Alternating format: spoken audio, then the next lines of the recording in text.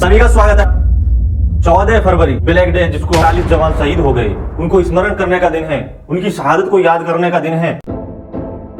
सभी का स्वागत है। आप 14 फरवरी एक ऐसा दिन, ब्लैक डे जिसको हम बोल सकते हैं, जम्मू कश्मीर के पुलवामा में हमारे देश की रक्षा करने वाले सीआरपीएफ के लगभग 40 जवान शहीद हो गए, काफी लोग घायल हुए। ये 14 फरवरी हमें उनको स्मरण करने का दिन है, उनकी शहादत को याद करने का दिन है। देखिए, एक सेना एक ऐसी चीज है कि जिसका हम एहसान इस जीवन तो क्या जन्म जन्म नहीं उतार सकते। यदि हम यहां पर बैठे हैं, यदि थोड़ा सा ठंड लगती है तो हमको रजाई चाहिए, कंबल चाहिए और हीटर चाहिए, लेकिन एक जवान को जाके देखिए आप, कितनी ठंड में, कितनी बर्फ में वो जाके देश की सीमा की रक्षा करता है। और एक दो घटना आपने सुनी होंगी कि देश की रक्षा करते करते हिमस्खलन आ गया, यानी बर्फ जो तूफान होता है, बर्फीला तूफान आ गया और हमारे सैनिक कई दब के उसमें शहीद हो गए। और देखिए, एक दो की छोड़िए, यदि जब देश के 40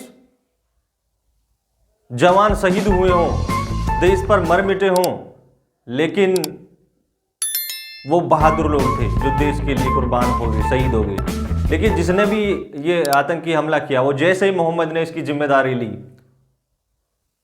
उसकी गाड़ी में विस्फोटक भरा हुआ था और सीधी उनने गाड़ी को टक्कर मारा, और जिसमें जवान बैठे हुए थे सीआरपीएफ के जवान, वो वहां पर शहीद हो गए। वो कायर लोग थे, जो करना था सामने से सीने से आगे करते, लेकिन उन्होंने वो कायर तक का, जो कायर लोग होते हैं वो पीछे से हमला करते हैं, पीठ पीछे से हमला करते हैं, पीठ दिखा के हमला करते हैं, पीठ दिखाने की आदत होती है उनको। लेकिन हमको सबक लेने की आवश्यकता है, उनसे सीखने की आवश्यकता है कि देश का जवान किन परिस्थितियों में हम लोगों को, हमारी देश की सुरक्षा करता है। यहां पे थोड़ा सा गर्मी हो जाए, तापमान टेम्परेचर बढ़ जाए तो हम लोग पंखे चलाते हैं, एसी लगाते हैं, लेकिन वो लोग वहां पर सीमा पर खड़े हुए इतनी भयानक भयानक गर्मी में वो लोग काम करते हैं, जहां पे घंटा घंटा दो दो घंटा में, और उससे पहले भी वहां पर पानी की आवश्यकता होती है। पूरे रेगिस्तान में बिल्कुल कड़ाके की गर्मी में वो लोग हमारी देश की रक्षा करते हैं।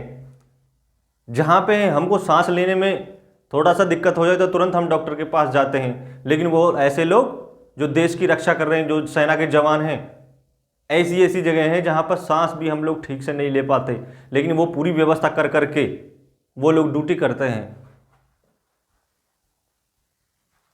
इस सबसे देखिए, पुलवामा का हमला पूरे देश को झकझोर देने वाला था, एक बिल्कुल आत्मघाती हमला था। पूरे देश में त्राही त्राही मच गई, पूरा देश शोक में डूब गया। लेकिन 14 फरवरी को दूसरे दिन हम लोग क्या मनाते हैं उसका हमें ध्यान नहीं देना। हमको केवल अपना जो शहीदों को याद करना है, उनके जो सपने अधूरे रह गए देश की सेवा में जाने के, हम युवा लोग उनको पूरा करें, आगे आए, आगे बढ़ें, ऐसा काम हम लोगों को करना है। दूसरी चीज़ों पे हमारी जो बुरी संस्कृति चली आ रही है, 14 फरवरी के दिन हमको उसको ख़त्म करना है। ख़त्म करने का मतलब दूसरे के बारे में ज़्यादा सोचना नहीं, अच्छे काम आप करने शुरू कर दो, देश हित के काम आप सोचने शुरू कर दो, देश हित के बारे में काम करना शुरू कर दो, देश की सेना का सम्मान करना शुरू कर दो। ये बाकी जो चीज़ें हैं वो बुरी अपने आप ही चली जाएंगी।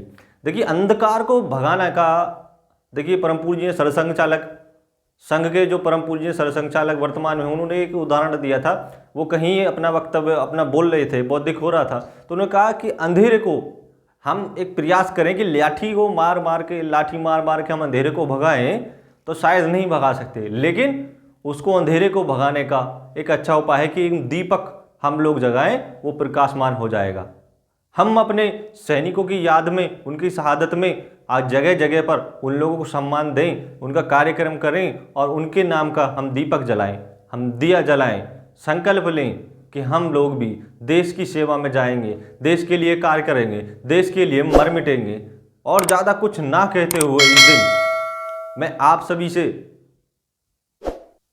अपने 4 शब्द कहकर यहीं समाप्त करता हूँ। भारत माता की जय।